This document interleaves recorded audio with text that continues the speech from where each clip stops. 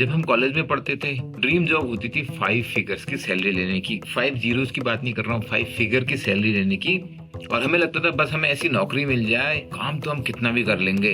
जब नौकरी में लग गए, आरबीआई में 5 फिगर्स की सैलरी स्टार्टिंग से ही मिल रही थी। फिर मालूम पड़ा टैक्स के बारे में, और ऐसा मालूम पड़ा कि जैसे जैसे सैलरी बढ़ती चली जाती है वैसे वैसे टैक्स बढ़ जाता है। इनकम टैक्स की बात कर रहा हूँ। और आगे चल के मतलब जब सैलरी बहुत बढ़ जाती है तो ये 30% हो जाता है, जो बहुत ज्यादा टैक्स है। बट हम उम्मीद करते थे, हम आशा करते थे, हम भगवान से प्रार्थना करते थे कि भगवान हमारी सैलरी भी इतनी बढ़ा दो कि हमको भी 30% इनकम टैक्स देना पड़े। आजकल हमारे देश में एक चर्चा चल रही है इनहेरिटेंस टैक्स पे, और क्योंकि उसको मुद्दा बना रखा है पॉलिटिशियंस ने, तो उस पर चर्चा वो लोग कर रहे हैं जिनके पास ऐसी कोई बड़ी इनहेरिटेंस ही नहीं है कि सरकार उस पर टैक्स लगा दे। अगर मैं यूएसए की बात करूं तो 10 करोड़ से 100 करोड़ तक के प्रॉपर्टी वाले जो लोग हैं, यूएस के भी कुछ गिने चुने स्टेट्स में, आई थिंक 6 स्टेट्स में टैक्स लगता है, वो भी इतनी ज्यादा प्रॉपर्टी रखने वालों पे। इनहेरिटेंस टैक्स मतलब जब उनकी डेथ हो जाती है तो उनके जो फैमिली मेंबर्स को, उनके कानूनी उत्तराधिकारी व्यक्ति को जब वो प्रॉपर्टी मिलेगी तो उसको वो टैक्स देना पड़ेगा। अब यहाँ पे गरीब, भूखे, मिडिल क्लास लोग जो पहले से वर्ड टू माउथ हैं, वो ये अमीरों के टैक्स के बारे में चर्चा कर रहे हैं क्योंकि इसको पॉलिटिकल मुद्दा बना रखा है।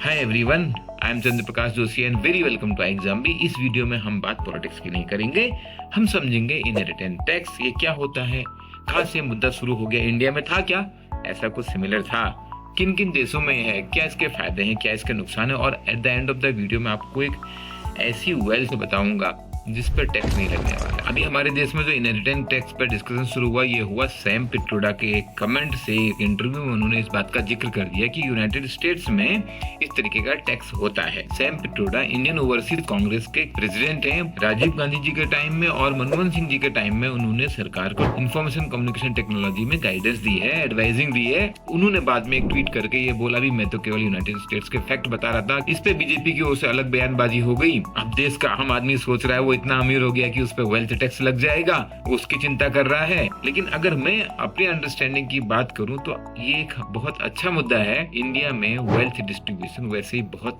बुरे स्तर पर है। हम कई बार बड़े खुश हो जाते हैं कि पर कैपिटा इनकम हमारे देश की इतनी है, वैसे बहुत अच्छी नहीं है बट जितनी भी है आप उसमें ये याद रखो कि पर कैपिटा इनकम में अंबानी, अदानी, टाटा, बिरला, मोदी सबकी इनकम जुड़ी हुई है। तो अगर देश के टॉप 1% लोगों को आप निकाल दोगे, पर कैपिटा इनकम बहुत बुरी हो जाएगी।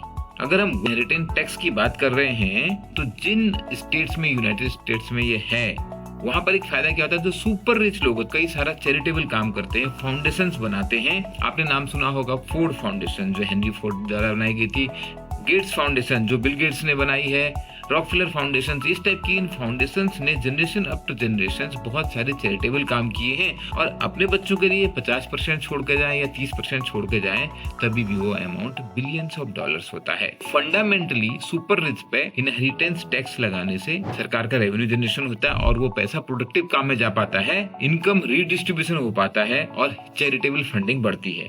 इसके चैलेंजेस क्या है इस पर मैं बाद में आता हूँ, लेकिन पहले समझते हैं इंडिया में भी ऐसा कोई टैक्स है, कभी रहा है। तो सच बात यह है कि इंडिया में ऐसा टैक्स रहा है। 1953 में इंडियन पार्लियामेंट ने पास किया था एस्टेट ड्यूटी टैक्स एक्ट, जो बाद में राजीव गांधी टाइम जब प्राइम मिनिस्टर थे 1995 में, उस समय विश्वनाथ प्रताप सिंह उनके फाइनेंस मिनिस्टर थे, उस समय अबॉलिश कर दिया गया इस टैक्स को, क्योंकि इसकी कॉम्प्लायंस ठीक से हो नहीं पाती थी।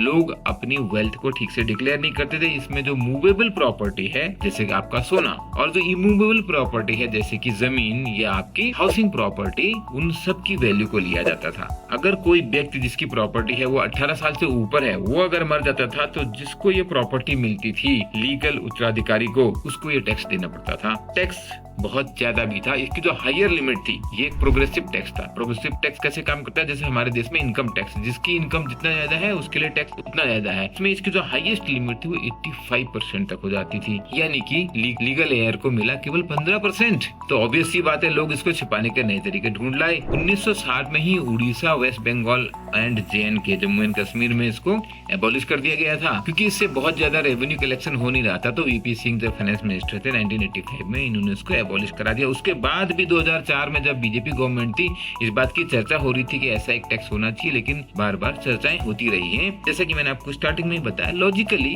ऐसा टैक्स होना चाहिए, ऐसा सारे इकोनॉमिस्ट मानते हैं। इसके चैलेंजेस पर हम लास्ट में आएंगे, लेकिन उससे पहले अगर हम ये समझते हैं दुनिया में ऐसे टैक्स कहाँ कहाँ हैं, तो बहुत सारे अमीर देशों में। प्राइस वाटरहाउस कूपर्स के अनुसार यूरोप के टॉप देश हैं फ्रांस जहाँ 60%, Germany 50%, United kingdom 40%, Spain 33%, Hungary 18%, और उसके अलावा जो प्रमुख देश है, जापान 55%, साउथ कोरिया भी 50%, Ecuador 37%, child 25%, south Africa 25% and Taiwan 20%। कई सारे देशों में अलग अलग टैक्स है और ये अलग अलग लेवल पर अलग अलग काम करता है, लेकिन आपको इसकी चिंता करने की जरूरत नहीं है। जैसे मैंने आपको बताया कि ये केवल अमीरों का टैक्स है, और जिस दिन आप अमीर हो जाओगे उस दिन खुशी खुशी टैक्स देना। भारत सरकार को टैक्स देते हुए आपको गर्व महसूस करना चाहिए, बिकॉज ये देश के डेवलपमेंट में काम आता है। अब जो चर्चा का मुद्दा है कि इस समय ये टैक्स हमारे देश में होना चाहिए या नहीं, because we are a very fast growing economy. मैंने पहले किसी और वीडियो में अपने डिस्कशन में कहा होता कि there is always a cost of compliance. For example, जब नोटबंदी आई थी तभी बहुत लोगों ने कहा था कि हमारे देश में काला धन उतनी बड़ी प्रॉब्लम नहीं है और ना हम इसको इस तरीके से रोक पाएंगे। जितनी बड़ी प्रॉब्लम यह है कि देश में पहले बेरोजगारी से कैसे लड़ा जाए, देश में पहले कैसे सभी लोगों को गरीबी रेखा से बाहर लाया जाए, देश में एजुकेशन और हेल्थ बड़े मुद्दे हैं। इस तरीके के टैक्स से जो लोग बहुत तेजी से पैसा कमाना चाहते हैं, जो लोग ज्यादा पैसा कमाना चाहते हैं, क्योंकि जब पैसा कमाया जाता है तब वो इकोनॉमी में भी डिस्ट्रीब्यूट हो जाता है, ये एक डायरेक्ट टैक्स है। लेकिन अगर सपोज कोई आदमी बहुत पैसा कमा रहा है, वो क्या करेगा? उसका वो अगर बैंक में रखेगा तब भी उसको इंटरेस्ट पर टैक्स देना पड़ेगा। वो उसका अगर मर्सिडीज या लैम्बोर्गिनी खरीदेगा तो वहां पर भी उसको जीएसटी देना पड़ेगा। वो अगर शेयर्स में इन्वेस्ट करेगा, जमीन में इन्वेस्ट करेगा, हर जगह उसको टैक्स देना पड़ेगा। तो इनकम जनरेट करना is the first priority of any government, specially in a developing countries like ours. अगर वेल्थ टैक्स डिस्करेज करता है लोगों को ज्यादा इनकम को जनरेट करने के लिए, तो उसको अभी साइड में रखा जा सकता है। दूसरा इसका डिसएडवांटेज है इकोनॉमिक इनएफिशिएंसीज क्रिएट करता है ये। जो बहुत सुपर रिच लोग हैं वो सोचेंगे मुझे अब पैसा जमा क्यों करना है, अगर मैं आगे पास ऑन ही नहीं कर सकता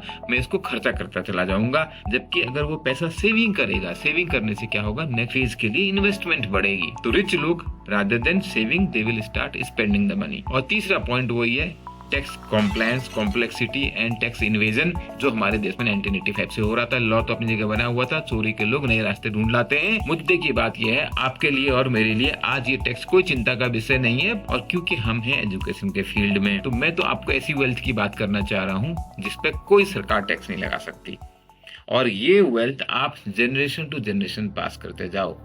समझ गए सारा? ये वेल्थ है नॉलेज, ये वेल्थ है विजडम, ये वेल्थ है कल्चर। मैं बात कर रहा हूँ वो ज्ञान की, वो संस्कारों की। अगर वो आप अर्न कर पाओ और वो उसको आप जनरेशन आफ्टर जनरेशन पास कर पाओ, पैसा तो कमा ही लेंगे। आज आप भी कमा लेंगे, कल आपकी अगली जनरेशन के लोग भी कमा लेंगे। एक कहावत है ना, पूत सपूत तो कादन संचे, पूत कपूत तो कादन संचे। कपूत होगा तो वो उड़ा ही देगा, सपूत होगा तो वो कमा ही लेगा। और आपने बहुत सारे देखा होगा, बहुत सारे फैमिलीज में अगर वो कल्चर, वैल्यू, एजुकेशन पास कर पाते हैं तो उनकी वेल्थ जनरेशन आफ्टर जनरेशन बढ़ती है।